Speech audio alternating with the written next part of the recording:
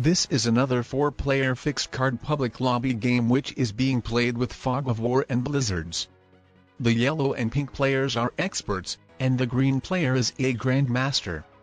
Ideally I think I would have liked to get Australia, but with the yellow player having even 2 stacks here I couldn't have gone for it anyway even if the yellow player hadn't crushed my army of 6 troops. It wouldn't have been worth to fight for the same continent with a player who has quite more troops in it. Then with the green player unfortunately having around the same amount of troops as me in North America, it wouldn't have been the best continent choice either. But with the pink player not going for Europe, but actually moving his troops out from it, here came the opportunity to go for Europe myself.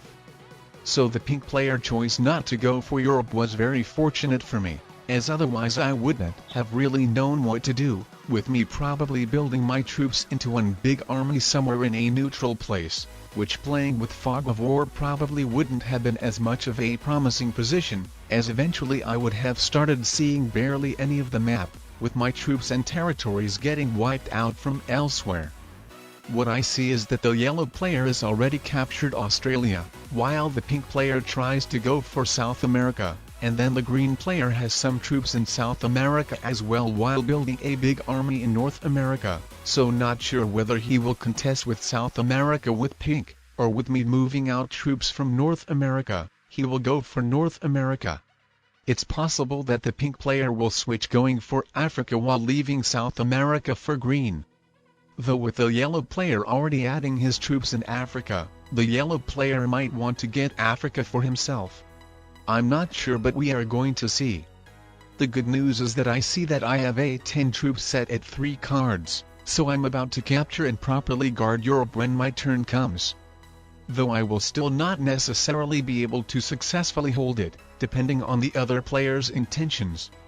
The green player's army look intimidating though I know that he hasn't gotten any continent yet, and then it seems that the yellow player has just wiped the pink player out from Africa, and while the yellow player's armies are smaller and not that much intimidating, I know that he has 2 continents which will give him the value of 5 continental troops, so he should probably be the biggest threat for me assuming the green player will take his time of capturing a continent or continents.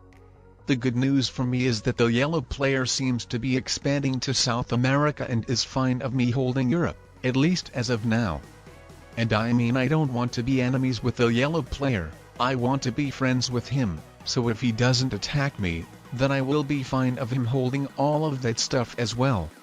As I know that with both of us fighting we could just give the game for another player, so for example green, though if the yellow player invades me, then not to be left with no continent at all. My counter-attack plan is to take Australia from him if he keeps it barely guarded it like it is now.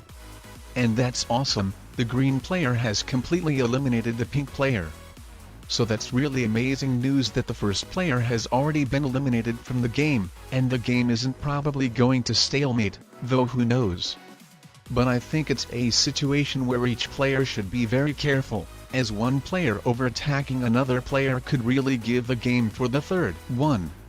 So my plan is to rather play passively over aggressively, so unless if I need to, or if a really good opportunity comes for me to dominate the game.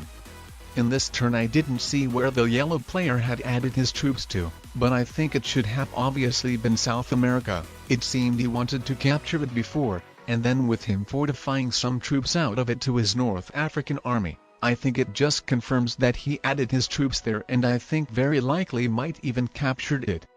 And with him getting 11 troops this turn I think he did.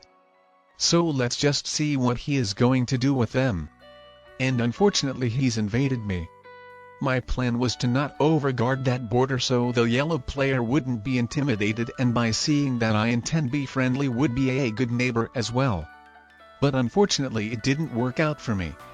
But like I said I had a counter-attack plan, and the yellow player by capturing the territory of India and unleashing my army towards Australia made it to be achievable for me by himself.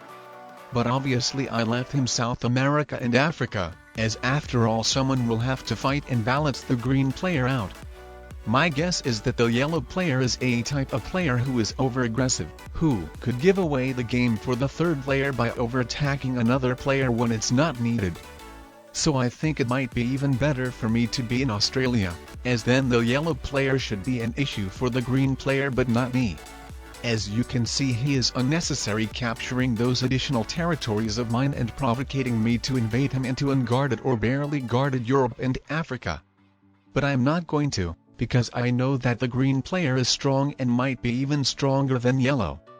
To be honest, the green player could have even taken me out, so he just didn't see how many troops I had in Australia, and with him fortifying his army away from the Kamchatkan border to probably somewhere next to yellow, I consider myself to be relatively lucky.